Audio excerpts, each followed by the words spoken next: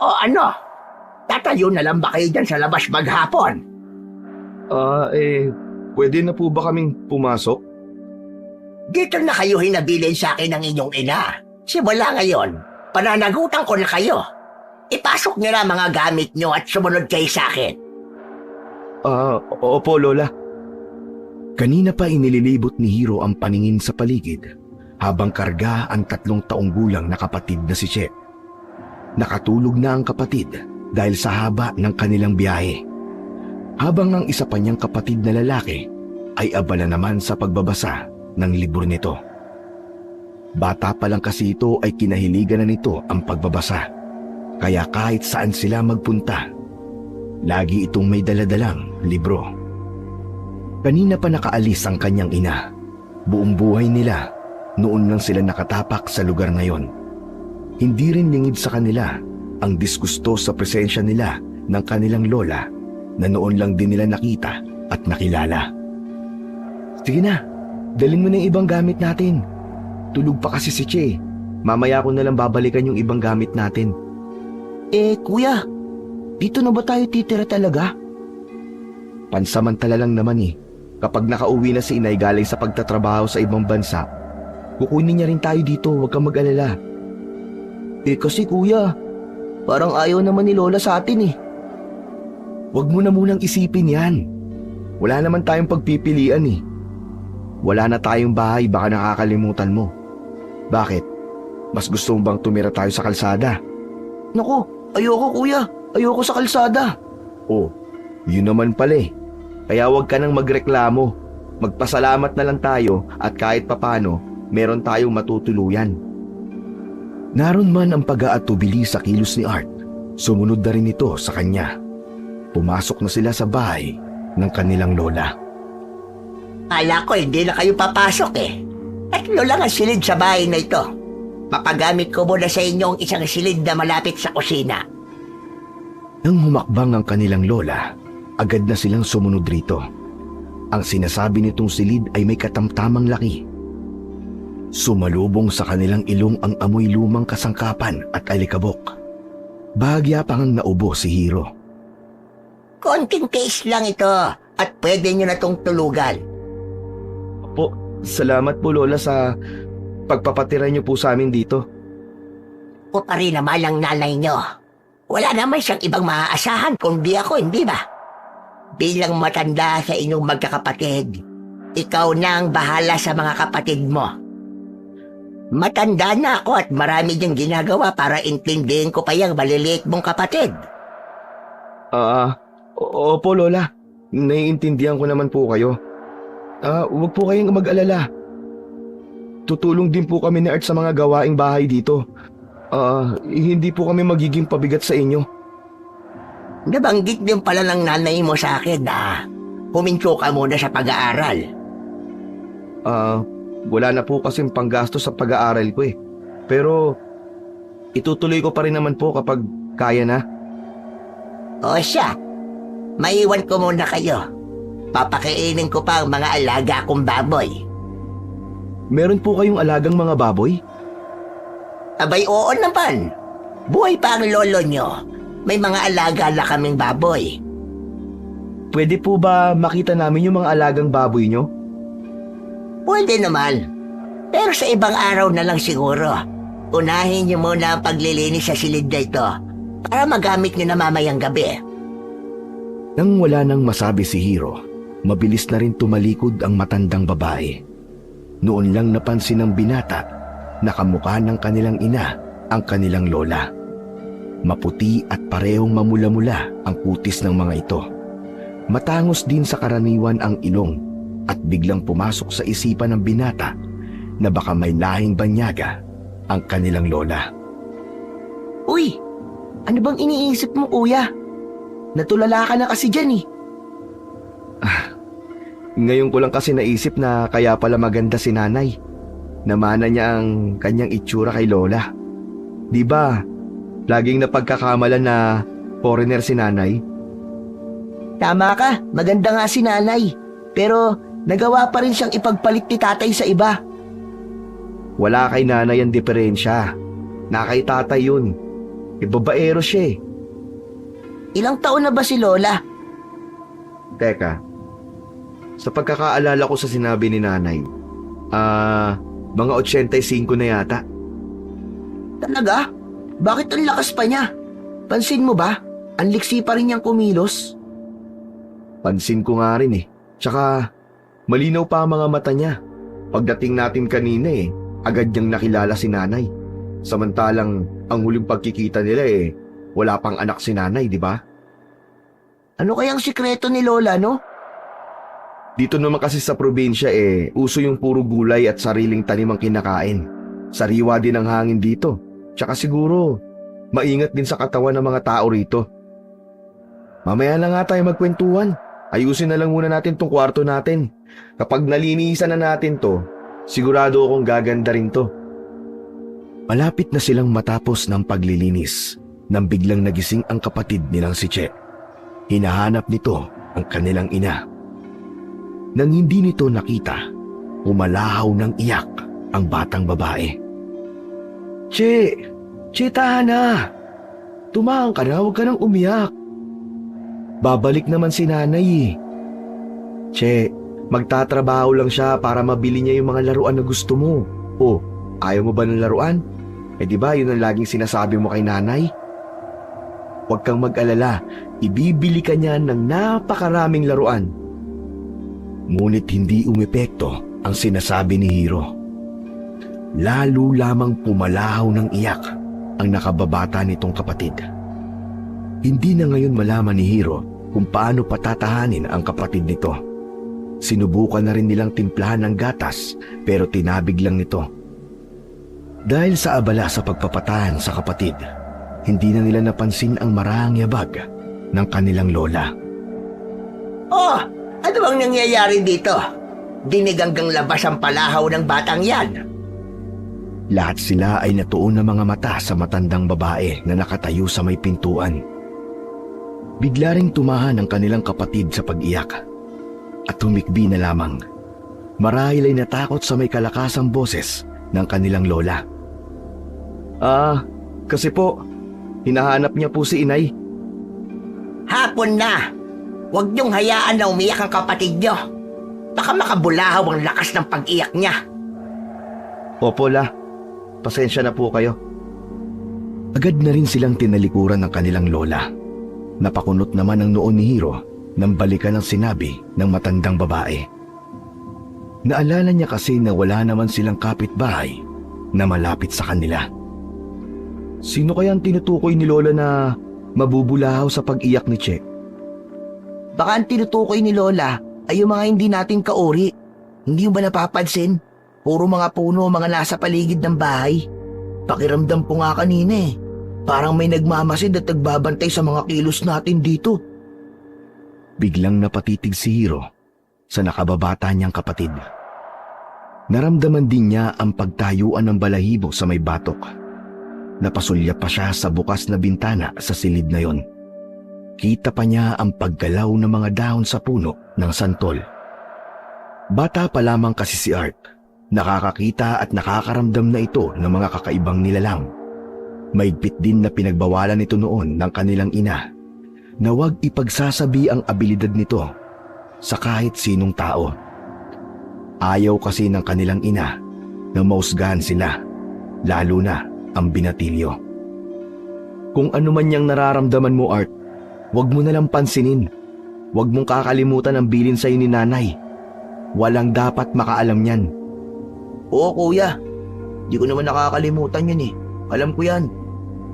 Ang mabuti pa eh, bantayan mo muna si Che. Lalabas na lang muna ako para magtanong kung ano yung pwede kong itulong sa paghahanda ng hapunan. Tumango naman si Art sa kanyang kuya at nilapitan na ang kapatid na humihikbi pa rin hanggang ngayon habang hawak ang laruan nito. Sinabihan nito na magluluto lang para makakain na sila. Nagtungo si Hiro sa may kusina. Naabutan niya doon ang kanyang lola at isang lalaki. Sabay pa nga ang dalawa na napatingin sa kanyang biglang pagdating. Baka meron po akong maitutulong sa inyo, Lola. Hindi mo pa kabisado ang mga gawain dito. Patuturuan mo na kita kay Toto. Sige po. Tumingin naman sa kanya ang lalaki na tansya niya mas matanda lang sa kanya ng bahagya. Nang ngumiti ito, gumanti rin naman siya ng ngiti. Kumusta ka? Ako ang katukatulong dito ni Lola Catalina. Okay naman ako. Kanina lang kami dumating. Nabanggit nga ni Lola Kata yan. Yung nanay mo at tatay ko pala magpinsang buo. Kaya pinsang makalawa tayo. Saan pala yung mga iba mong kapatid? Nandun pa sa kwarto May sumpong kasi yung bunso namin kaya pinababantayan ko muna kay Art sa kapatid kong lalaki. Napatango-tango naman si Toto. Tinuruan siya nito ng ilang gawain sa bahay na yon. Nalaman niya na 25 na pala ang pinsan at wala pang sariling pamilya.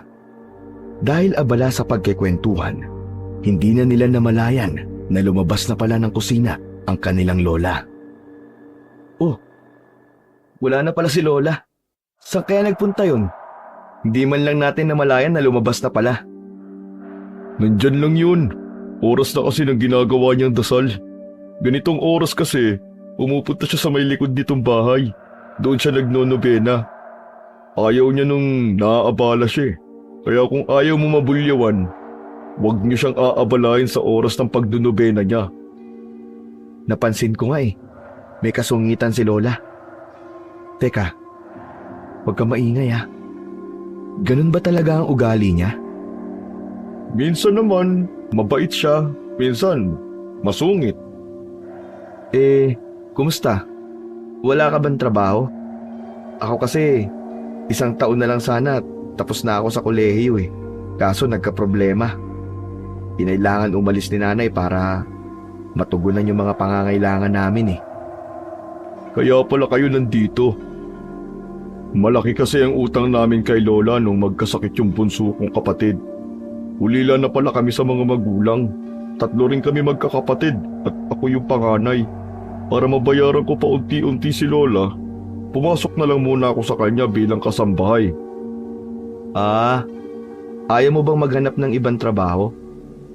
Okay naman ako dito Kunti lang naman yung binabawas ni Lola sa sweldo ko. Kaya may natitira pa naman pang gasto sa bahay. Ano kayang pwedeng pasukan na trabaho dito? Baka may alam ka. Pansin mo naman na malayo ang sityo natin sa kabayanan, di ba? Ang mapapasukan mo lang dito sa bukid. Manggagapas. Maalam ka ba sa ganun? Napakamot ng ulo na lamang si Hiro sa sinabi ng kanyang pinsan. Malabo ngang makahanap siya ng trabaho na kakayanin niya. Ni hindi niya nga alam kung ano ba ang ibig sabihin ng salitang manggagapas. Hindi mo naman kailangan magtrabaho Kaya naman kayong suporta ng lola natin. Ang mahirap niyan Hindi kasi ako sanay ng ganun Tsaka tingin ko hindi natutuwa si Lola na nandito kami. Bakit mo naman nasabi yun? Nag-iisang anak yung nanay mo ni Lola. Kaya hindi na kayo iba sa kanya. Mga apo niya kayo. Ito kasi yung unang beses din namin siyang nakita. Tsaka hindi naman namin alam na may tampuan pala sila ni nanay noon. Nabanggit nga sa akin ni tatay noon na ang dahilan kung bakit hindi na umuwi ang nanay mo dahil itinakwil ito ng lola. Hindi nga lang malinaw kung bakit. Hindi nga rin malinaw sa akin Teka, siya nga pala. Bakit dalawa yung sinaing at kanino yung ulam na yan? Kay Lola. Alam mo, hindi yun sumasalo kahit kanino. Kailangan ng kanin niya ay hiwalay ng pagsasaing. Ang ulam naman niya, kailangan walang kahit na anong pampalasa at rekado. Walang bawang at asin dapat. Ha? Bakit naman? May sakit ba si Lola? Bawal na ba sa kanya ang may lasang pagkain? Ewan ko ba? Nung nanilbihan ako sa kanya ganun na siya Ngayon alam ko na. Kaya naman pala malakas siya hanggang ngayon kahit may katandaan na. Kasi maingat siya sa mga kinakain niya. Sa tingin ko puro gulay at prutas na nga kinakain niya Hoy, mali ka dyan. Mahilig si Lola sa mga karne. Talaga? Teka, malapit lang ba dito ang palengke? Malayo-layo din. 2 oras mahigit ang biyahe.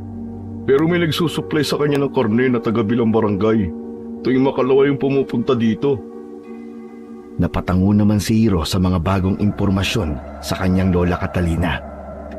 Marami pa siyang itinanong dito, maging ang klase ng pamumuhay ng mga taga roon. Mababait naman ang mga tao dito. Hindi nga lang sila palalabas ng bahay. Ang mga padre di pamilya ng mga taga rito ay abala maghapon sa bukid. Mga asawa naman na naiiwan sa bahay, madalas na nasa batis at maghapon doon para maglaba. Minsan, gumala ka. Makikita mo, walang masyadong tao sa daan. Okay pala dito Doon kasi sa tinitira namin, umaga pa lang. Nako, nagkalat na mga tsismosa sa kalye. Karay-karay yung mga maliliit nilang anak. Ayun, kung ano-ano ang pinagchichismisan. Ganun ba? Sige, minsan sumama kayo ng mga kapatid mo sa bahay namin. Malapit na kami sa bukid na pagmamay-ari ng pamilya ng nanay ko. Oo ba? Pagplanuhan natin yan. Gusto ko rin na makakilala pa ng mga ibang kamag-anak natin. Nakapunta ka na ba sa likod ng bahay kung nasan yung mga alagang baboy ni Lola Kata? Hindi pa ba tapos ang kwentuhan nyo? Lola, marami lang po kaming napagkikwentuhan ni Toto. Sige. Pagkatapos ng iba mo pang gagawin dito, maaari ka nang umuwi para hindi ka na ganong gabihin. Sinulyapan na lang ni Lola Catalina si Hiro at lumabas na rin ito kagad sa kusina. Ganun ba talaga siya? Masasanay ka rin sa kakatuwang kilos ng lola natin. Marami ka pang matutuklasan sa lugar na ito at kay Lola Kata na mahirap ipaliwanag ng ordinaryong tao. Ha? Anong ibig mong sabihin? Imbis na sagutin siya ni Toto, isang makahulugang ngiti lamang ang sinagot nito sa kanya. Hanggang makauwi si Toto, laman pa rin ng isipan niya ang huling sinabi nito sa kanya. Sa hapunan, hindi sumabay sa kanila si Lola Catalina. Anito sa kanila, kailangan sila muna ang mauna bago siya kumain. Nagtataka man, hindi na lang nagtanong pa si Hiro. Pagkatapos magligpit ng kanilang pinagkainan, masok na silang magkakapatid sa kanilang silid. Walang TV sa lugar na yon at wala ring signal, kaya hindi rin nila magamit ang mga cellphone nila. Nang gabing yon, hindi agad dalawin ng antok si Hiro. Palingon-lingon siya sa kinahihigaan ni Art. Gising pa rin ito at nakatingin sa kanya. Oh, Art, bakit hindi ka pa natutulog? Ikaw din naman kuya Hindi ka pa din natutulog. Ramdam ko na mayroong bumabagabag sa'yo. Ano ba yun? Wala lang to, Art. Hindi ko kasi maiwasan isipin yung sitwasyon natin Kung hindi sana nagloko si tatay, wala tayo sa ganitong kalagayan. Oo nga, tama ka kuya. Naisip ko nga, sana panaginip lang to na nandito tayo sa lugar na to. Kaso, totoo nangyayari to Di bale, konting tiis lang, mabubuo din tayo uli. Babalik din si nanay. Makakapag-aral ulit tayo. Sana nga kuya, isa lang ang natitiyak ko. Magiging kainip-inip ang 1 taon nating hindi pagpasok sa eskwelahan. Hindi naman kasi tayo sanay sa ganitong lugar Biglang natahimik si Hiro. Bigla kasing pumasok sa isip niya yung napag-usapan nila ni Toto. Nilingon niya si Art na naghihikab na ng mga sandaling yon. Maya-maya pa ay tuluyan na itong nakatulog. Ano kayang hiwagang nababalot sa lugar na ito? Anong klaseng tao kaya si Lola Catalina? Bakit umalis nun si nanay? Yun ang mga naiwang katanungan kay Hiro bago pumikit ang kanyang mga mata. Kinabukasan, tilaok ng manok ang nagpagising kay Hiro. Tulog pa ang 2 niyang kapatid. Kaya nauna na siyang bumangon. Naabutan niyang nasa kusina na ang kanyang lola Catalina. Magandang umaga po, Lola. Magandang umaga naman. Kumusta ang tulog nyo kagabi? Okay naman po. Malamig po pala dito kapag gabi, no? Hindi ko na po binuksan yung electric fan eh. Aba, buti naman. Maaga nga pala ako aalis ngayon, ha? Kaya bahala ka na magluto ng kakainin nyo. Sa kabilang bayan ng punta ko, baka gabihin din ako. Bago ako umalis, pakakainin ko lang yung mga alaga kong baboy. Sige lang po, Lola. Mag-iingat po kayo sa pupuntahan nyo. Nang makaalis na ang kanyang lola Catalina, saka lang nangiilam sa kusina si Hiro. Nang buksan niya ang lumang ref malapit sa lababo, malansang amoy agad ang sumalubong sa kanya. Puno yun ng mga karne na nasa supot. Agad na rin niya yung sinira. Naghanap na lang siya ng mga kabinet.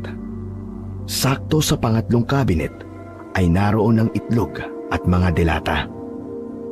Habang siya ay nagluluto, nagising na rin ang kanyang mga kapatid. Mabuti na lamang at walang toyo ang kanilang bunso, kaya hindi ito nagmurkulyo ng umagang iyon.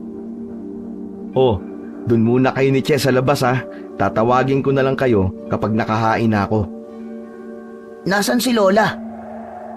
Maagang umalis. Pupunta daw siya sa kabilang bayan. Nagbilin siya na baka gabihin daw siya ng pag-uwi. Ibig sabihin, tayo lang ang narito sa bahay? Oo. Baka pumunta rin mamaya si Toto dito. Siya nga pala. Siya ang pinsan natin na katukatulong ni Lola dito. Nakita ko na siya kahapon, kuya. Kuya, dun muna kami sa labas, ha? Sige, wag lang kayong lalayo Di nyo pa kabisado sa lugar na to. Mangulang si Art sa kanyang kuya. Niyaya niya na ang kanyang kapatid na lumabas.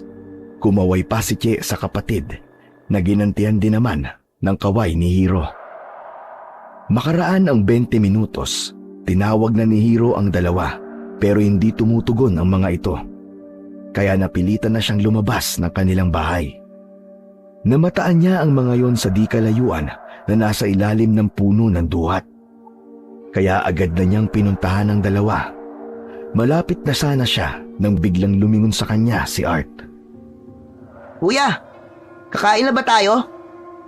Oo, kanina ko pa kayo tinatawag eh. Ayaw niyo naman ako sagutin. Pasensya ka na, kuya. Di ko naririnig eh.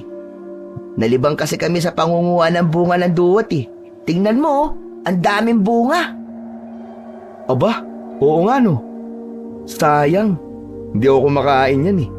Mapakla kasi ang lasa. Hindi, matamis kaya.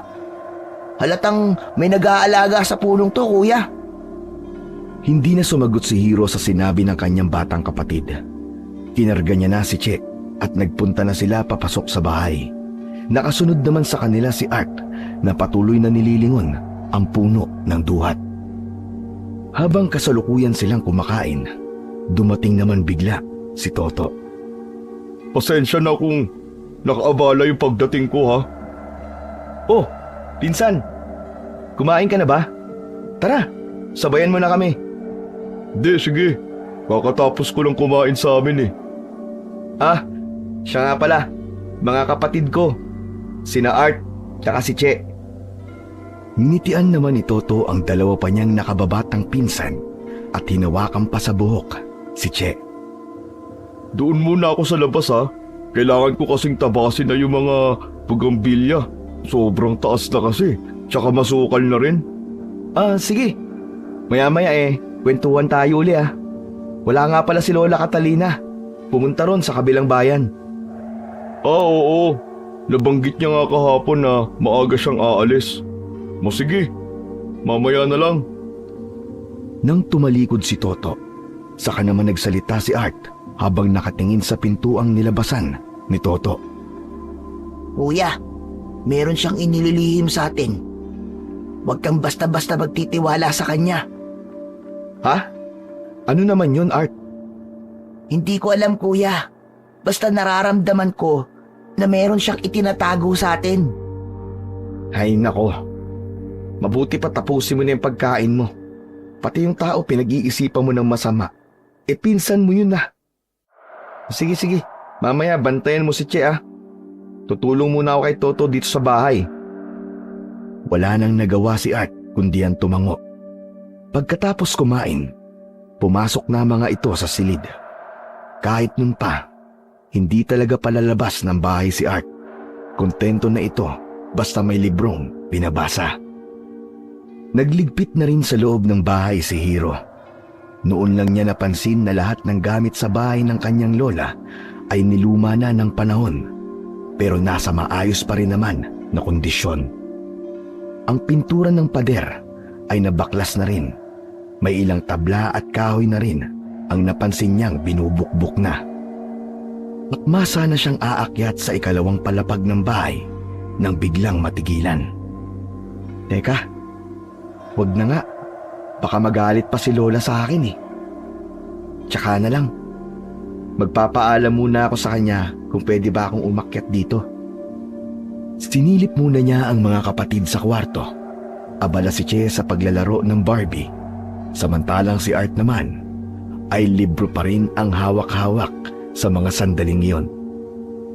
Nang matiyak na ayos lang ang mga kapatid, lumabas na siya ng bahay.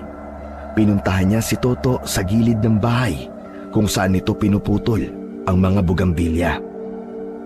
Hindi niya maiwasan na mamangha na halos kalahati na agad ang natapos nito. Pambihira. Ang bilis mo naman gumawa. Baka mamayang hapon eh. Malinis na tong parte na to. Oh, ito ba? Sanay na kasi ako sa ganitong gawain eh. Parang nahiya tuloy akong tumulong ah. Baka nakakaabala lang ako sa'yo, pinsan. Dako, hindi ah. Gusto ko nga may kasama eh. Pero kahit hindi ka na tumulong, kaya ko naman to eh. Kwentuhan mo na lang ako sa tungkol sa pinanggalingan nyo. Sa totoo lang, buong buhay ko eh. Dito lang ako sa sitio. Ah, ganun ba? Okay lang naman sa lugar na pinanggalingan namin. Kaso, mahal tumira doon kumpara dito sa probinsya. Lahat kasi doon, kailangan mong bilhin. Maliban sa maingay, naroon na rin ang lahat ng klase ng kawatan. Talaga? Ang akala ko pa naman maganda doon. Kabaligtaran pala ng lugar na ito ang pinanggalingan nyo. Abang patuloy ito sa ginagawa, tuloy naman sila sa kwentuhan. Tumutulong din siyang hakuti ng mga pinutol-putol nitong halaman. Pagkatapos, sinunod naman ito ang mga damo sa tabing bakod ng bahay. Hindi maiwasan na hindi bumilibrito si Hiro. Para kasing walang kapaguran nito. Tumigil lang ito sa ginagawa nang malapit nang magtanghalian. Si Hiro na ang nagpresentang magluto. Si Toto naman ang sumama sa kanya sa kusina. Tiningnan ko kanina yung ref. Puro karne pala ang laman. Sabi ko naman sa'yo, di ba? Puro karne talaga ang hilig kainin ni Lola. Hindi ba magagalit si Lola kung kukuha tayo ng kapirasong karne sa ref? Hindi pwede! Hindi pwede yun! Si Lola lang ang pwedeng kumain ng karne sa ref. Nagulat naman si Hiro sa naging reaksyon ng kanyang pinsan. Bumukas din sa kanyang muka ang pagtataka. Bakit hindi pwede? Kasi di ba, sabi ko naman sa'yo medyo kakaiba ang ugali ng matandang yun. Ayaw nun na pinakikialaman ng mga pagkain niya sa ref nang wala siyang pahintulot. Hindi siya papayag. Tiyak na magagalit yun. Ah, ganun ba? Sige, okay lang. Walang problema. Marami namang delata sa cabinet eh. Iyon na lang siguro yung ulamin natin. Oo, tama ka. Mabuti pa nga. Nang makatapos mananghalian, nagpahinga lang sandali si Toto at muli na namang sumabak sa trabaho. Kinahapunan, ang pagpapakain naman sa baboy ang gagawin nito. Dala ng kuryosidad, sumama si Hiro sa kanya para makita ang mga alagang baboy ng kanyang lola, Catalina. Pagdating sa likurang bahagi ng bahay, Malayo pa lang sila ay dinig na niya ang pagkaingay ng mga ito. Tila alam na ng mga ito na oras na ng pagpapakain sa kanila. Nakasunod lang siya sa pinsan niyang si Toto, habang bitbit ni Toto sa magkabilang kamay ang mga balde na may laman na pagkain ng mga baboy. Oh, mukhang gutom na sila. Maaga pa kasi nung pakainin sila ni Lola eh. Kaya siguro gutom na sila ngayon. Hindi, ganyan talaga ang mga baboy. Lagi silang gutom. Gusto nila, laging may sapal ang mga bibig. Wala silang kabusugan. Sinilip pa ni Hiro sa malaking kulungan ang mga baboy. Magkakahiwalay ang malalaki sa maliliit na baboy. Nasa 10 ang bilang ng mga ito. Teka, saan pala dinadala ang mga baboy na alaga ni Lola? May kaibigan si Lola na taga-kabilang baryo. Yun ang laging kumukuha ng mga alaga niyang baboy. Ah, ganun ba? Sa bagay, malaki talaga ang pera sa baboy. May kaklase kasi ako na babuyan ang trabaho ng mga magulang niya. Biruin mo, lahat ng mga kapatid niya napagtapos ng pag-aaral ng kanilang mga magulang. Malaki nga siguro ang kita sa pag-aalaga ng baboy. Ang lulusog naman ng mga baboy na to. Teka, bakit yung mga maliliit hindi mo pinapakain? Feeds kasi ang pakain sa mga maliliit. Teka, kukunin ko lang yung para sa kanila. Sandaling nawala si Toto. Dumako ito sa gilid kung saan naroon ang mga sako ng mga feed. Inabala na lang ni Hiro ang sarili sa panonood sa malalaking baboy na kumakain. Nang biglang mapakunot ang kanyang noo, may nakita kasi siyang tipak ng sariwang karne sa pakainan ng mga ito. Nang sulyapan niya si Toto, abala na to sa pagpapakain naman sa mga maliliit na baboy. Halika, tara na sa bahay. Ay, sa wakas, natapos na rin ang maghapong trabaho. Wala ka na bang ibang gagawin? Wala na. Huli na tong pagpapakain ng mga baboy. Alam mo, parang tunay na mga anak na kung ituring ni Lola Kata mga alaga niya. Minsan pa nga kinakausap pa niya na parang tao. Talaga? Sa bagay nga. May mga kakilala din akong kinakausap nila yung mga alaga nila, katulad ng aso. Oh, siya nga pala. Baka maghintay ka sa akin bukas. Hindi kasi ako pupunta rito. Ha? Bakit? May iba ka bang gagawin bukas? Sa isang linggo kasi 3 o 4 na beses lang ako nagpupunta dito. Depende pa yun kay Lola Catalina. Sana makarating rin kami sa bahay nyo para makilala ko rin ang mga kapatid mo. Oo ba? Medyo malayo nga lang yung bahay namin ha. Pinakadulo na yung sa amin Nilalakad mo lang ba yun papunta sa inyo? May bisikleta akong gamit sa pagpaparon at paparito. Siya nga pala, kapag umuwi na ako mamaya, huwag na kayong lalabas ng bahay ha. Ilak niyo lahat ng pinto. Kahit anong ingay yung marinig niyo, huwag niyo na lang papansinin. Ha? Teka pinsan. Anong ibig mong sabihin? Paano si Lola? May susi ba siyang dala para mabuksan niya ang pinto? Huwag mo nang intindihin si Lola Kata. Makakagawa siya ng paraan kung paano siya makakapasok. Pinsan, magtapat ka nga sa akin. Anong meron sa lugar na to? Dito sa bahay ni Lola. Hindi ko masasagot ang mga tanong mo, pinsan. Basta makinig ka na lang sa mga sinasabi ko. Kahit anong mangyari, huwag na huwag kayong lalabas sa gabi. Hanggang sa magpaalam na si Toto na uuwi na sa kanila. Hindi man siya gaanong naniniwala sa sinasabi nito, pero alang-alang sa kaligtasan ng mga kapatid, sinunod pa rin niya ang bilin ng kanyang pinsan. Maaga rin silang naghapunan at pagkatapos nagkulong na sila sa kanilang kwarto. Maaga namang nakatulog si Che dahil hindi tunutulog nung tanghali. Grabe, napakaalinsangan naman. Hindi kaya uulan ngayon? Kagabi ang lamig. Ngayon naman ang init. Maganda naman ang panahon kanina. Tsaka, hindi pa naman tag-ulan ngayon. Mainit nga talaga Buksan ko yung bintana para makapasok naman yung sariwang hangin. Wag! Wag! Wag mo raw bubuksan! Napahinto naman si Art sa paglapit sa may bintana. Nagtatakang napatitig siya sa kanyang kuya. Agad naman niyang ipinagtapat dito ang mga sinabi ni Toto bago umuwi kanina. Ang tinutukoy niya ba mga elemento sa paligid? Natural lang na nasa paligid lang sila.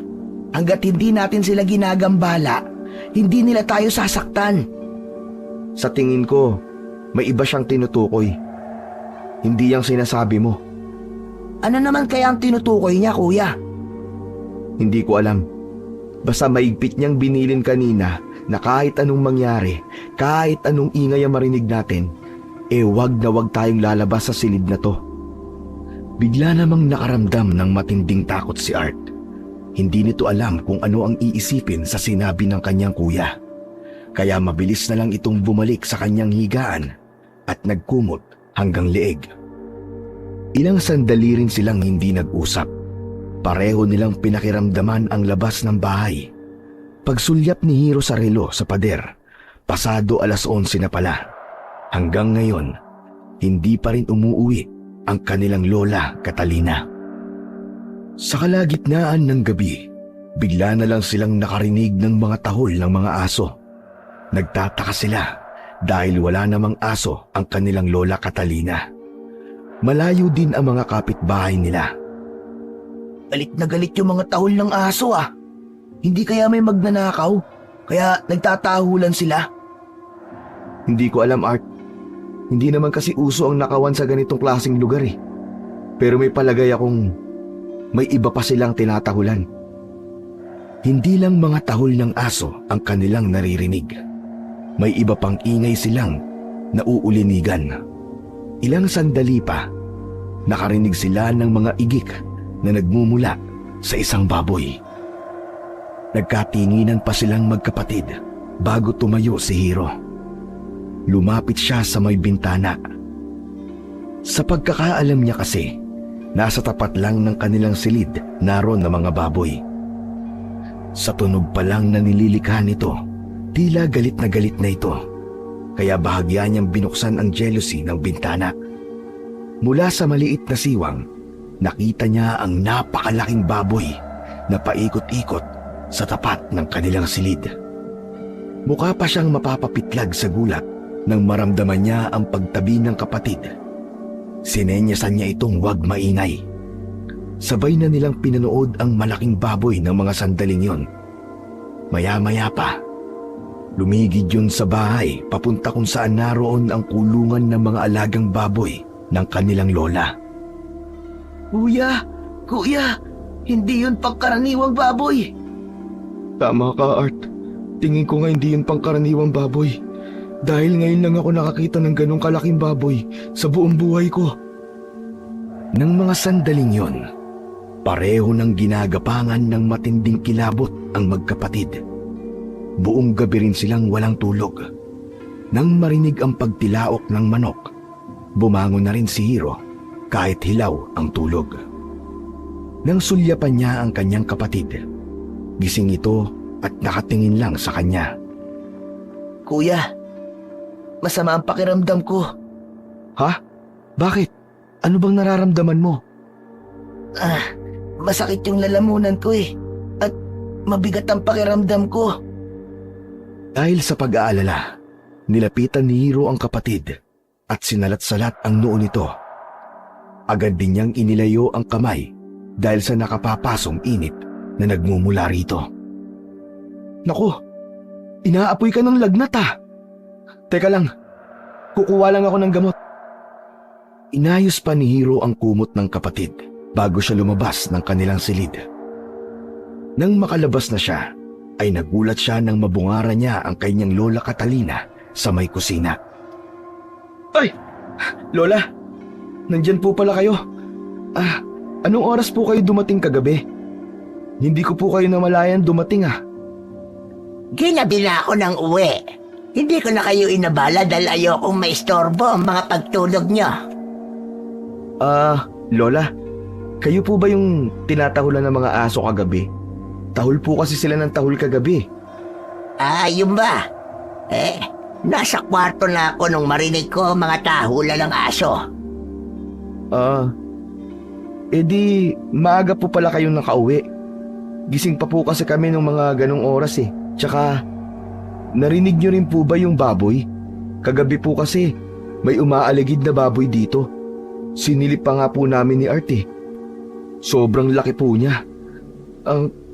Parang hindi po pangkaraniwang baboy yun, Lola.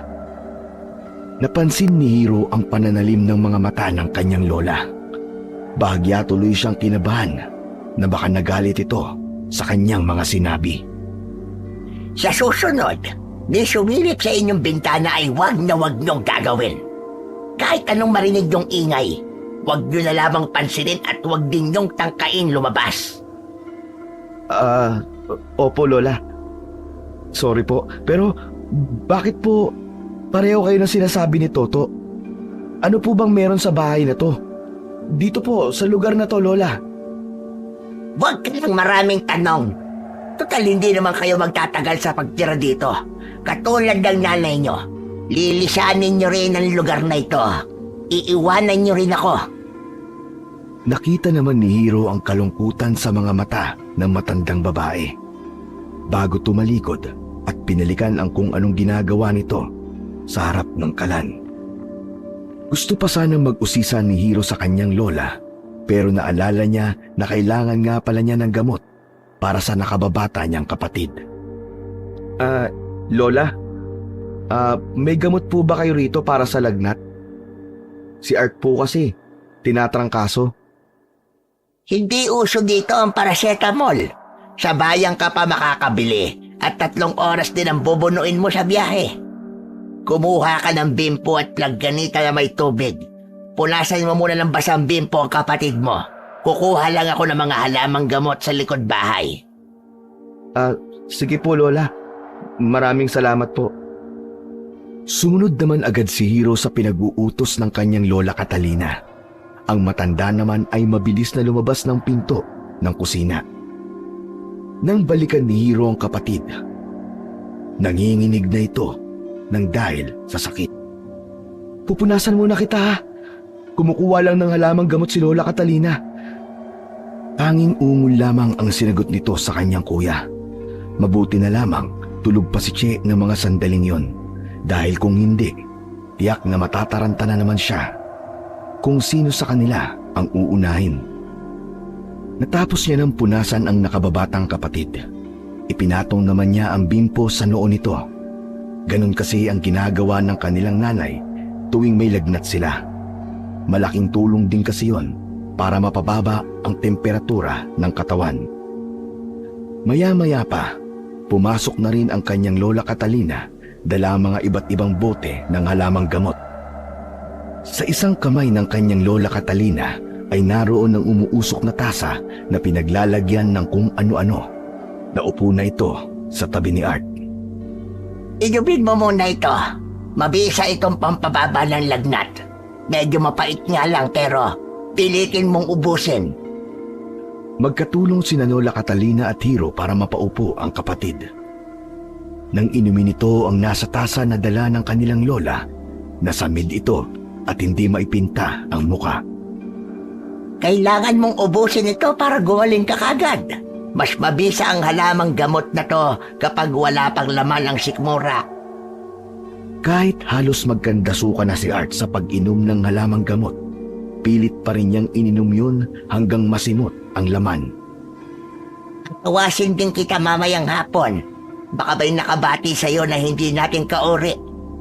Bantayan mo na lang muna ang kapatid mo, ha? Ako na ang bahala sa almusal nyo. Sige po, Lola. Marami pong salamat. Tumango na lang ang kanyang lola sa kanya bago lumabas ito ng silid na yon. Nang sulyapan niya si Art, butil-butil ang pawis nito sa noo. Kaya't kumuha siya ng maliit na tuwalya at sa kanya pinunasan ang mga pawis nito sa noo. Art, kumusta na pakiramdam mo? Okay na kuya. Mabisa yung pinainom ni Lola. Magpagaling ka kagad ha. Hindi ako sanay na may sakit ka eh. Natataranta ako. Oo kuya, siguro nanibago lang ako sa klima dito. Buti na lang talaga at nandyan si Lola Catalina. Dahil hindi ko alam kung anong gagawin sa'yo. Sanay kasi ako na si Nana yun nandyan kapag may sakit kayo ni Che eh. Mabait naman pala si Lola, no?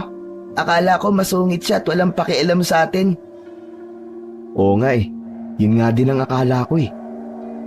Hindi talagang tama na husgahan kaagad natin ang isang tao. Sige, magpahinga ka na muna. May titignan lang ako sa labas. Manguna lang si Art sa kanyang kuya at saka umayos ng pagkakahiga. Nagtungo si Hiro sa kusina pero wala doon ang kanyang lola. Ang naroon ay ang sopas na niluluto nito. Hinanap niya ito sa kabahayan pero wala ito. Isang lugar ang naisip na maaaring pinuntahan ito. Kaya agad siyang nagtungo sa may likurang bahagi ng bahay kung saan naroon ang kulungan ng mga baboy. Nasa malapit na siya nang marinig ang boses ng kanyang lola Catalina. Kinakausap nito ang mga alagang baboy. Umiigik naman ang mga hayop na tila naiintindihan ang sinasabi ng matandang babae. Kaya imbis na tumuloy, bumalik na lang si Hiro sa loob ng bahay. Maya-maya naman ay kasunod na rin niya ang kanyang lola Catalina. Oh, maayos na bang lagay ng kapatid mo? Opo, salamat po sa pinainom niyong halamang gamot. O siya, sige. Ang mabuti pa kumain na kayo ni Che dito. Ako na ang bahala sa kapatid mo. Ako na ang magpapakain sa kanya. Titingnan ko pa kasi siya. Sige po Lola. Gising na rin naman po si Che. Ilalabas ko na lang po siya ng kwarto. Nang makatapos ng almusal, lumabas muna si Hiro at ang kanyang kapatid. Naglakad-lakad muna sila sa labas habang hindi pa tapos gamutin ng kanyang lola ang kapatid na si Art. Kutob niya, marunong din manggamot ang matanda. Sa paglalakad nila, hindi na nila namalayan na nakalabas na pala sila ng bakuran. May ilan-ilan silang nakitang mga taong naglalakad. Puno ng kuryosidad ang mga mata nilang nakatingin sa kanila. Isang grupo ng mga tao ang kanilang nadaanan. Binati ang mga yon ni Hiro. Ang isa sa kanila ay hindi na nakatiis na hindi magtanong kung dayo lang ba sila sa lugar na yon at kung saan sila nakatigil. Mga apo po kami ni Lola Catalina. Kararating lang po namin. Umihistro sa mukha ng mga ito ang pagkasindak at takot. Hindi na muli nagtanong pa ang mga ito. Saka naglakad na rin palayo sa magkapatid. Nako, may nasabi ba akong hindi maganda? Buti pa, bumalik na lang tayo sa bahay. Baka tapos nang gamutin ni Lola si Art. Hinarganan ni Hiro ang kapatid niyang si Che, na tuwang-tuwa naman sa pagkarga sa kanya ng kanyang kuya. Pagdating sa bahay, dumiretso agad sila sa kanilang silid. Naabutan nilang nagbabasa na ng libro ang kapatid na si Art. Oh, baka mabinat ka niyan. Magaling ka na ba? Oo kuya, okay na ang pakiramdam ko. Bumalik na rin yung lakas ko. Sinalat pa ni Hiro ang noo ng kapatid. Normal na nga ang temperatura nito. Aba, oo nga no. Kanina lang sobrang init mo. Magaling pala talagang manggamot si Lola, no? Oo nga kuya, hinawakan lang niya yung kamay ko kanina. Pakiramdam ko, hinihigop niya yung init sa loob ng katawan ko. Teka, alam mo ba kung saan nagpunta si Lola? Sabi niya magpapahinga lang daw siya sa silidya sa taas. Sige, dito lang kayo Pupuntahan ko lang si Lola. Kuya, nagbilin pala si Lola Catalina na wag daw muna natin siyang iistorbuhin sa kanyang pamamahinga. Bukas na daw natin siya makikita. Tayo na daw muna ang bahala sa kakainin natin. Ano? Sinabi ba niya sa'yo kung bakit? Hindi Basta yun lang sinabi niya. Kakaiba talaga si Lola. Paano kaya ang pagkain niya? Ibit-balikat na lang ang isinagot ni Art sa kanya. Tsaka na nito itunuloy ang pagbabasa ng libro. Si Hiro naman ay nilaro muna ang kanyang kapatid na babaeng si Che. Nang sumapit ang hapon, sa hindi nila malamang dahilan, bigla na lang pumalahaw ng iyak si Che. Walang tigil ang pag-iyak nito. Kahit anong gawin nila ay hindi nila mapatahan ang bunsong kapatid. Naku, bakit ayaw tumigil ni Che? Che, ano ka ba? May masakit ba sa'yo? Tahan na! Tahan na! Tignan mo, magana yung mga mata mo sa kakaiyak ko. Pero lalo pa itong nagwala. Nagkatinginan na silang dalawang magkapatid na salitan sa pagpapatahan dito. Inarga ni Hiro ang kapatid at akmang lalabas ng pintuan ng bahay. Baka kasi naiinitan ito. Kanina pa kasi niya napapansin na napakaalinsangan sa loob ng kanilang bahay. Ngunit hindi pa man niya nahahawakan ang siradura ng pinto nang biglang nagsalita ang kanilang lola, Catalina. Huwag kayong lalabas! Lola, kasi nagmamarkulyo kasi to si Cheche eh. Baka naiinitan. Magpapahangin lang sana kami sa labas ng bahay. Di ba sinabihan ko na kayo na kapag ganitong oras, huwag niyong hahayaan na umiyak ang kapatid niyo. Makakabulahaw kayo nang wala sa oras. Lola, malayo naman po ang bahay niyo sa mga kapitbahay ah. Sino naman po ang mabubulahaw namin? Huwag mo nang alamin. Ang mabuti pa, pumasok na kayo sa silid niyo. Itong candy ibigay mo sa kapatid mo para tumigil na sa pag-iyak.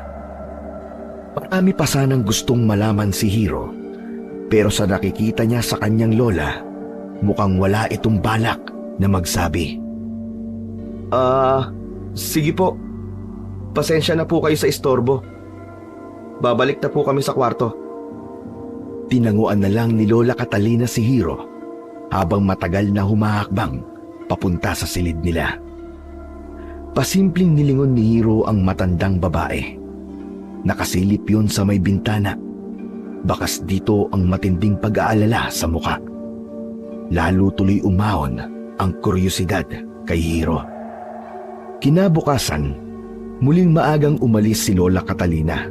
Ang sabi nito sa kanila, sa kabilang bayan lang daw ang punta. Hindi rin daw nito alam kung anong oras siya makakabalik. Nasa sala ang mga kapatid niya. Siya naman ay nasa labas ng bahay.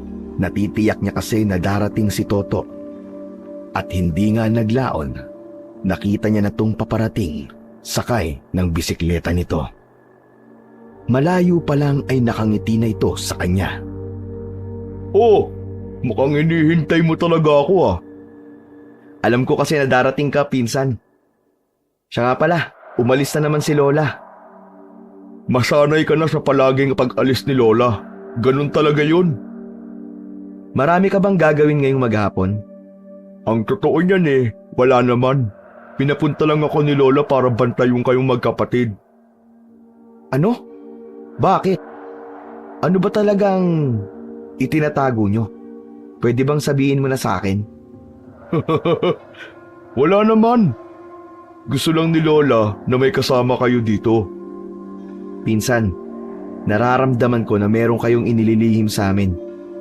May pambihirang kakayahan ang kapatid kong si Art. Sa tingin mo, hindi ko mamamalayan ang sikreto nyo?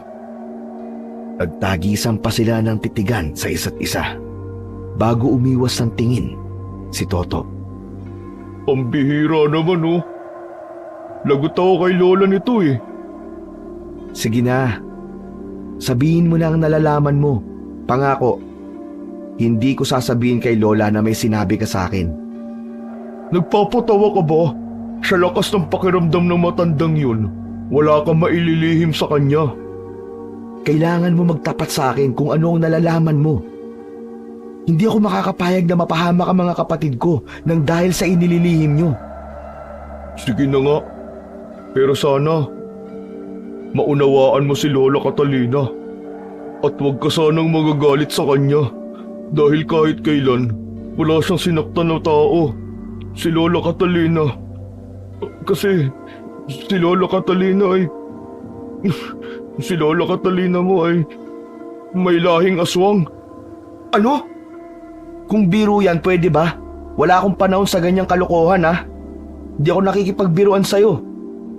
Alam ko mahirap paniwalaan pero yun ang totoo eh.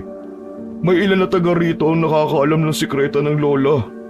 Pero dahil batid nilang hindi naman nananakit si lola, hinahayaan na lang itong mamuhay ng tahimik. Totoo pala ang mga aswang. Ang akala ko, kwentong bayan lang yan nun. Panakot ng mga matatanda nung araw. Isang alamat, kagaya nung kay Gimo, ang tanyag na aswang. Pwes, maniwala kang totoo sila. Tayo, nananalaytay sa atin ang dugo ng isang aswang. Hindi hindi ako aswang. At kahit kailan, hindi ko yan matatanggap. Tanggapin mo man o hindi mo pwedeng takasan ang katotohanan. Itinadhana na rin siguro na makabalik kayo dito para malaman nyo kung saan lahi kayo nagmula. Parang nauupos na kandila si Hiro na naupo. Sapo ang ulo, parang biglang sumakit ang sentido niya. Alam kaya ni nanay na aswang si Lola? Minsan narinig ko na sabi ng itay ko nung nabubuhay pa siya, hindi daw matanggap ng nanay mo ang katotohanan, kaya pinili nitong sumama sa tatay niyo noon. Teka, hindi ko pa rin maintindihan eh.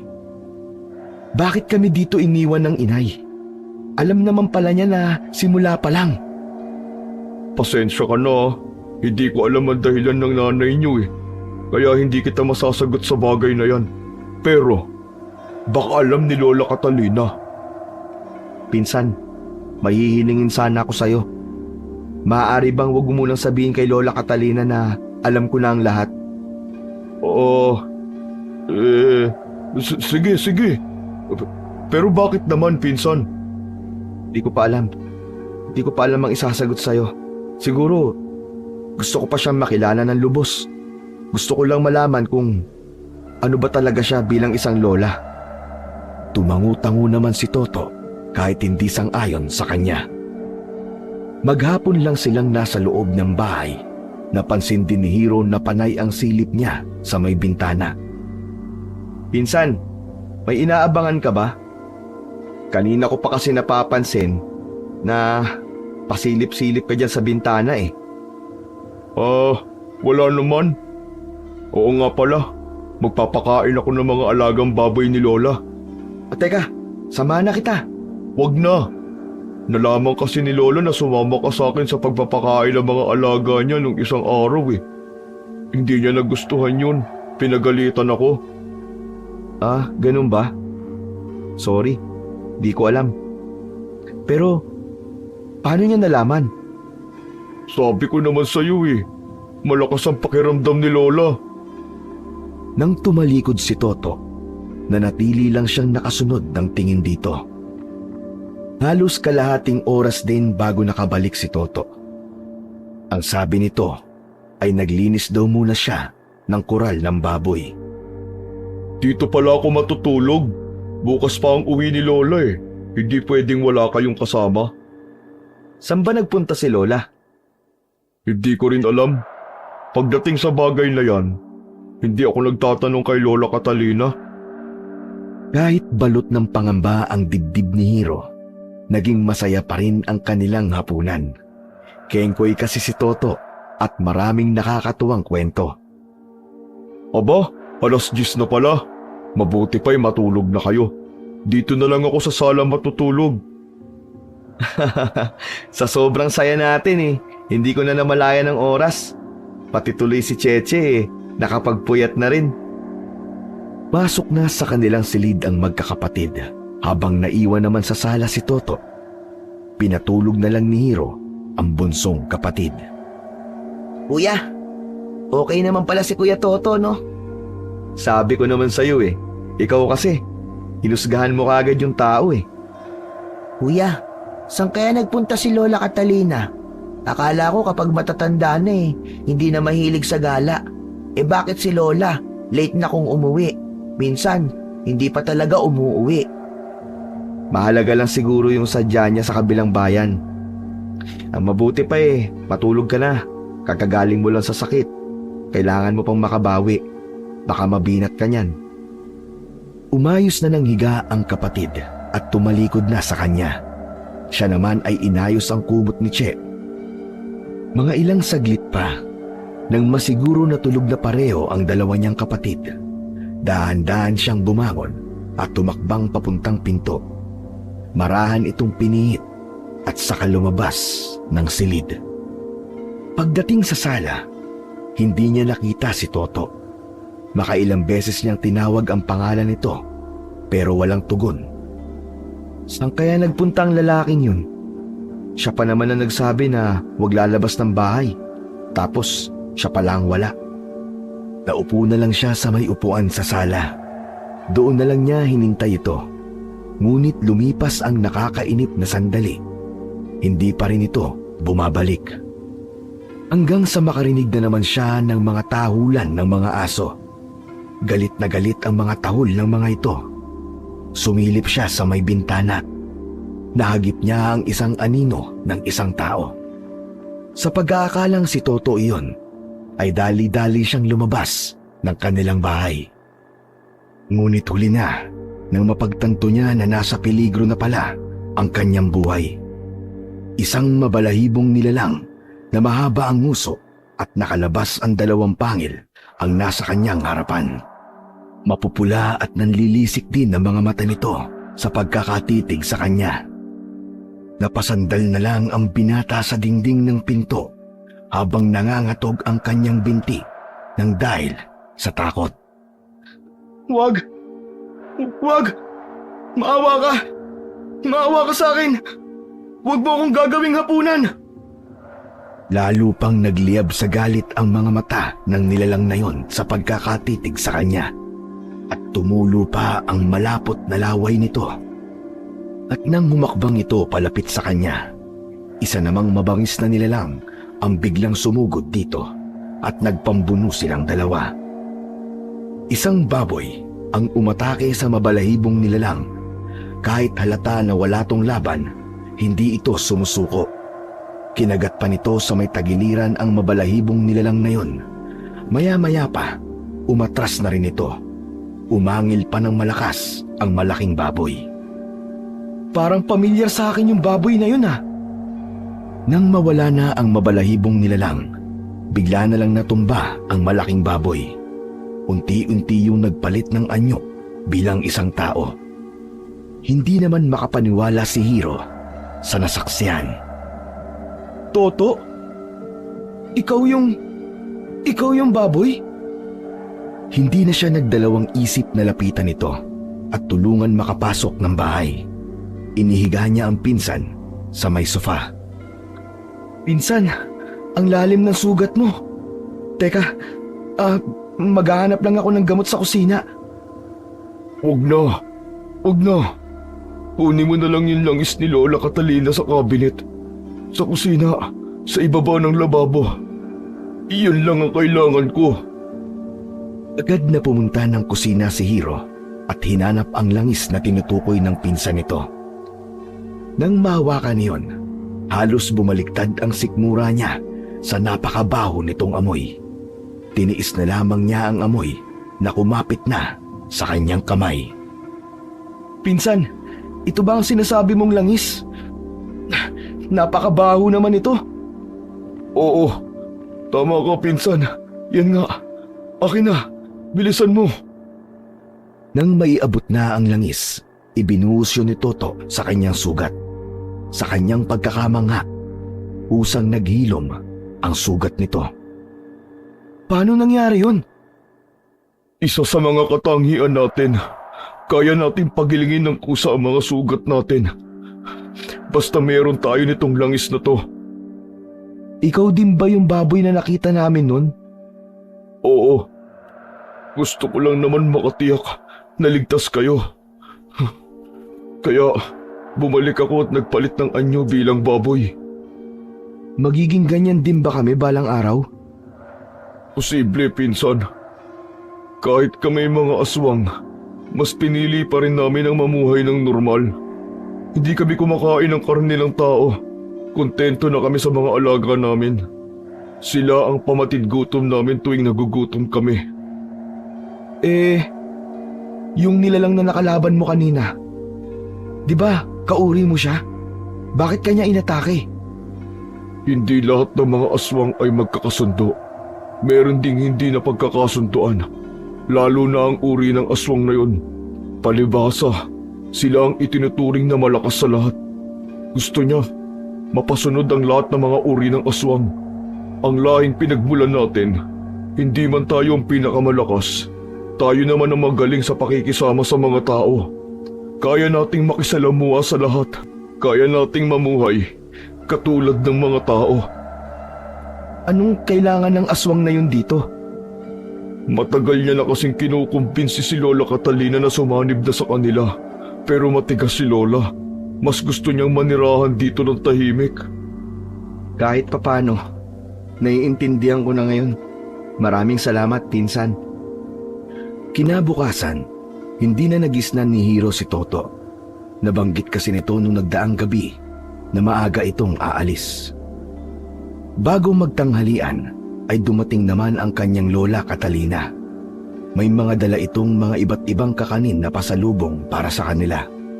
Sa kauna-unahang pagkakataon ay nakangiti ang kanilang lola sa kanila. Maraming salamat po sa pasalubong, Lola. Kumain na po ba kayo? Oo, tapos na. Kumusta kayo dito? Okay naman po. Sinamahan po kami kagabi ni Toto, pero maaga po siyang umalis kanina. Kinausap ko nga ang batang yon na kung pwede samahan muna kayo. Bago pa lang kasi kayo dito kaya mabuti na yung meron kayong kasama. Siya nga pala, maya-maya may pupunta rito para kunin yung mga baboy. Huwag mo na kayong lalabas ng silid nyo kapag dumating sila, ha? Tumango na lang bilang pagsang-ayon ni Hiro sa kanyang lola. Bandang 6:00 na nang dumating ang 3 lalaki na kukuha ng mga alagang baboy ng kanilang lola. Dala ng kuryosidad, hindi maiwasan na sumilip sa may bintana si Hiro. Mula sa likod ng kurtina, nakita niya kung paano magpalit ng anyo ang mga ito at nilapa ang isang baboy. Halos maduwal siya ng pag-agawan pa ng mga ito ang isa sa laman loob ng baboy. Sarap na sarap ang mga yon na nilantakan ang hayop. Ilang sandali lang ay buto at bungo na lang ang natira dito. Noon naman bumalik si Hiro sa kanilang silid. Kuya, ano nangyari sa'yo? Wala to. Parang hindi yata ako makakakain ng hapunan. Kayo na lang ni Chi ang kumain. Bakit? May sakit ka ba? Parang namumutla ka. Wala nga lang to. Mawawala rin to maya-maya. Sigurado ka na wala kang nararamdaman na anuman? Gusto mo tawagin ko si Lola para bigyan ka ng halamang gamot? Huwag mo na siyang abalahin pa. Tsaka, huwag mong sasabihin sa kanya na masama ang pakiramdam ko, ha. Ayoko mag-alala pa siya sa akin, eh. Okay, sige. Sabi mo eh. Kahit nagdududa pa rin ang tinging pinupukol sa kanya ng kapatid niya, hindi na rin nagpumilit ang binatilyo na alamin ang nangyayari sa kanya. Nang sumunod na mga araw, kapansin-pansin ang pagiging magiliw ni Lola Catalina sa kanilang magkakapatid. Isang beses sa isang linggo ay pumupunta na sa palengke ang kanilang lola.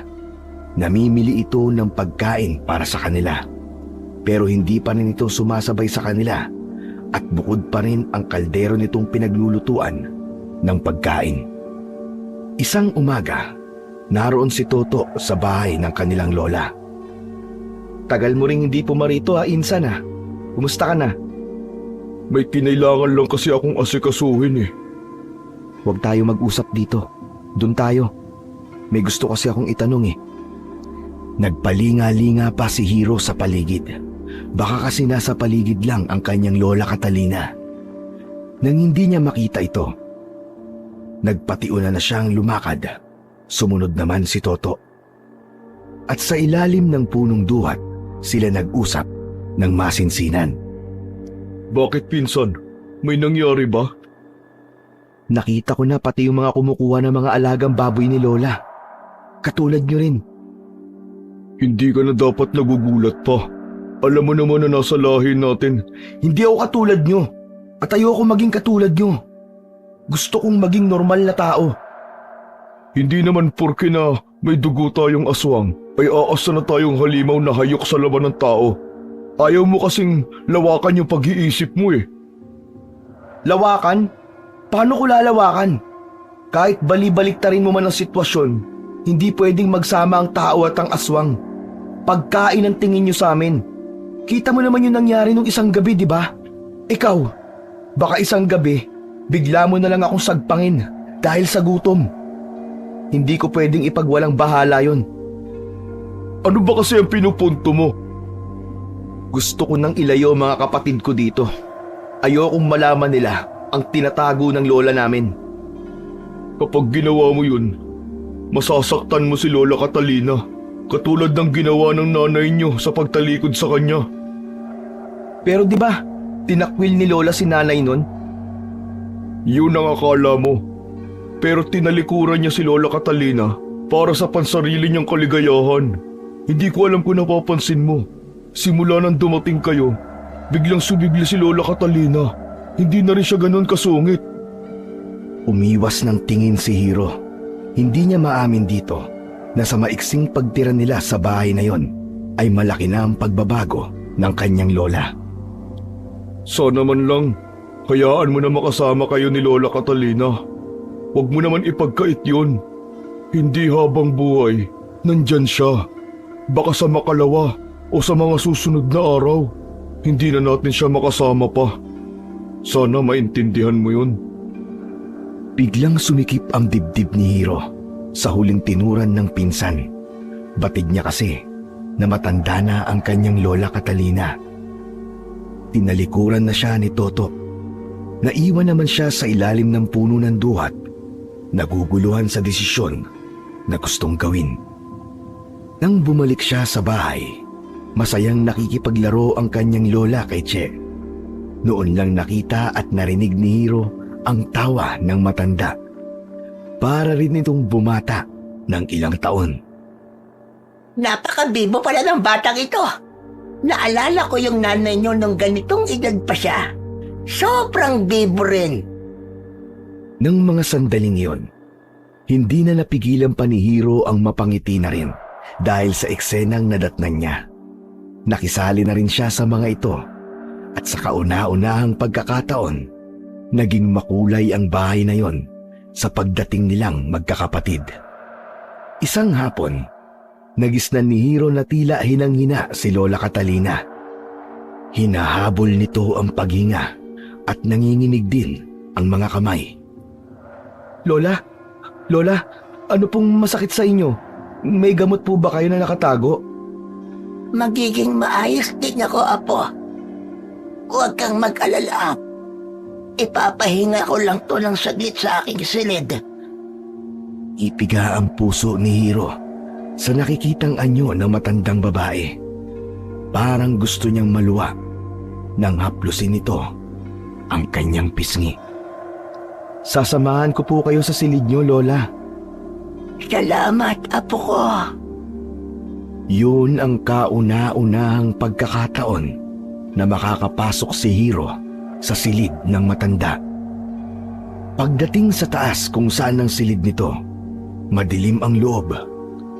Purong itim ang higaan, maging ang kurtina. Unang tingin pa lang niya, alam na niya na hindi pumapasok ang sinag ng araw sa loob ng kwartong yon. Salamat, Iho. Maaari mo na akong iwan. Baka kailangan niyo po ng bantay, Lola. Hindi na, Apo ko. Gusto ko na rin mapag-isa. Huwag kang mag-alala. Kapag okay ng pakiramdam ko, bababa na lang ako ron. Parahan ang ginawang pagtayo ni Hiro. Alumpihit pa siyang iwan ang kanyang lola. Nasa may pintuan na siya nang lingunin siya nito. Nginitian siya nito na hindi man lang umabot sa mga mata. Ilang araw ding hindi naglalabas ng silid si Lola Catalina.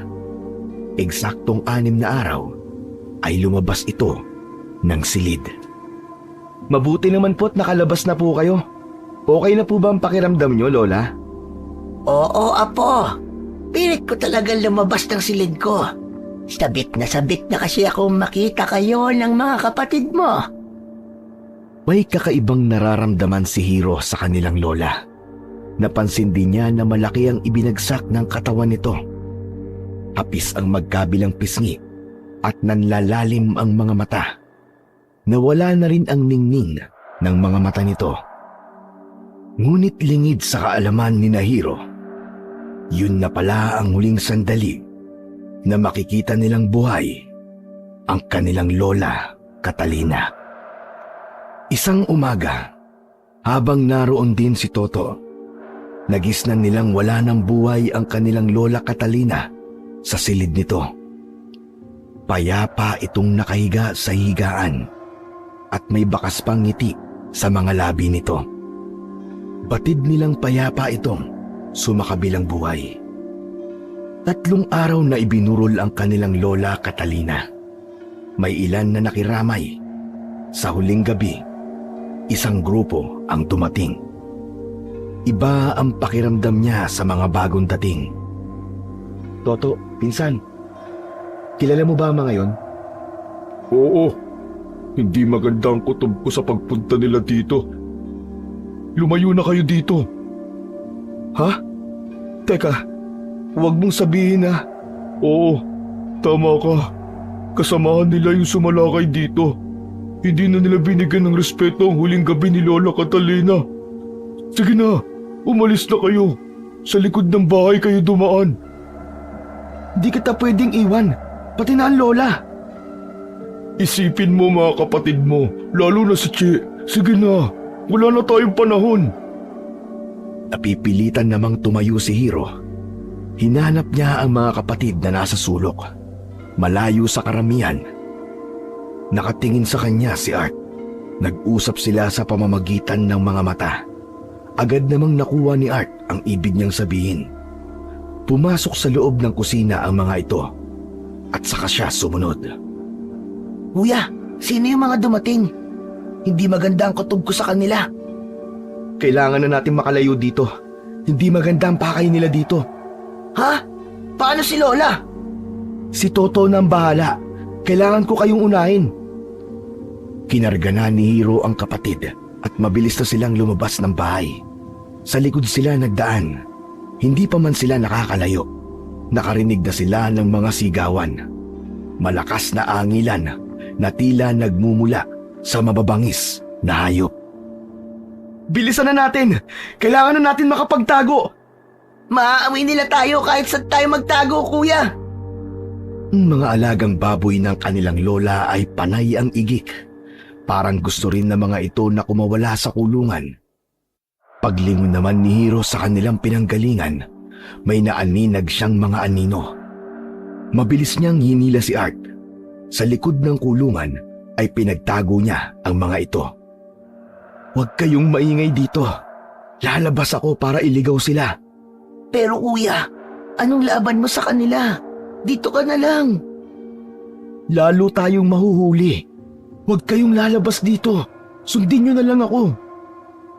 Kahit anong pigil ni Art, lumabas pa rin ang kuya niyang si Hiro. Lalong nagwala sa galit ang mga baboy sa kulungan. Hindi pa siya napapansin ng mga tumutugi sa kanila dahil may kadiliman sa parteng yon na kinatatayuan niya. Sinilip ni Hiro ang kulungan kung saan ang natira na lang ay yung may mga malalaking baboy. Ganun na lang ang sindak niya nang makitang namumula ang mga mata nito at wala rin tigil ang mga ito sa pag-igik. Noong napagtanto niya na aswang din ang mga baboy na alaga ng kanyang lola Catalina, hindi na siya nagdalawang isip na pakawalan ng mga ito sa kulungan.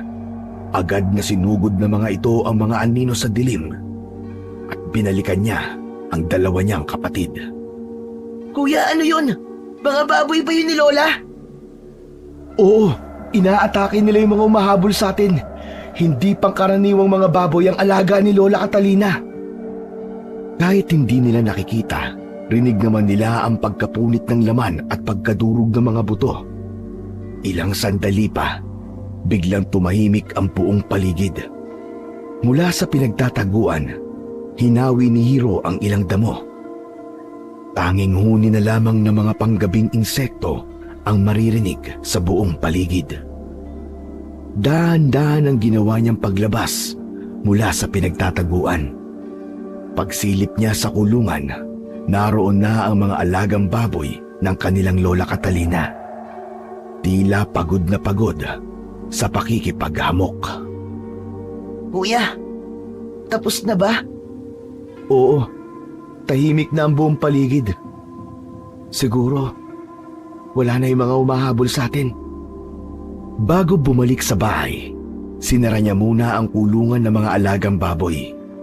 Umusal din siya ng pasasalamat sa mga ito. Pagbalik nila sa bahay, magulo ang paligid. Nangatumba ang mga plastik na upuan at lamesa. Maraming nagkalat na mga katawan. Nakita naman nilang nakasandal sa may kabaong si Toto habang tuptop ang balikat nito. Toto! Toto! Pinsan, okay ka lang ba? Oo, malayo sa bituka to. Buti, hindi nila kayo naabutan. Iniligtas kami ng mga alagang baboy ni Lola Catalina. Hindi sila pangkaraniwang baboy lang. Alam nila na ikaw ang bago nilang amo. Ha? Teka, anong ibig mong sabihin? Ngayong patay na si Lola Catalina, ikaw na ang bago nilang amo. Kung paano sila naging tapat kay Lola, ganon din sila sa'yo. Alam ko yun. Yun din ang gustong mangyari ni Lola Catalina. Sana wag mo siyang biguin. Nawalan na ng sasabihin si Hiro. Hindi niya alam kung ano ang isasagot sa kanyang pinsan. Kinabukasan, inilibing na nila si Lola Catalina. Silang mga apo lamang ang nagatid sa huling hantungan nito.